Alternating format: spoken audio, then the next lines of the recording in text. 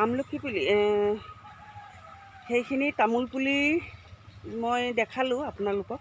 তামোল পুলিৰ লগত এয়া চাওক আমলখি পুলি, এইখিনি বহুত দিনতেই লগোৱা, বহুত দিন হৈ গ'ল। আমলখি পুলি এইখিনি যথেষ্টই ডাঙৰ হ'ল, কিন্তু এতিয়া কমকৈ আছে। কালি পৰহিয়ে কেইটামান অলপ চেল হৈ গ'ল। গতিকে আমলখি পুলিও ইমান ডাঙৰ ডাঙৰকৈ কৰিলোঁ, হৈ গ'ল, লগাই থৈছোঁ।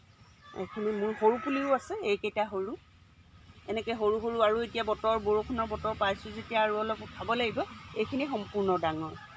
গতিকে আমলখিটো কি বস্তু, কিমান উপকাৰী, কিমান গুণ আছে, এইখিনিতো আপোনালোকক বিশেষকৈ নক'লেও হ'ব। গতিকে মোৰ ফল মূলৰ পুলি, লেটেকু পুলি, পনিয়ল পুলি এনেকুৱাবিলাকো আছে। গতিকে মই ফল মূলৰ পুলিও আনি চেল কৰোঁ ফুলৰ লগতে। কিন্তু ফল মূলৰ বৰ বিশেষ ভিডিঅ' মোৰ বনোৱা নহয়, দিয়া নহয়।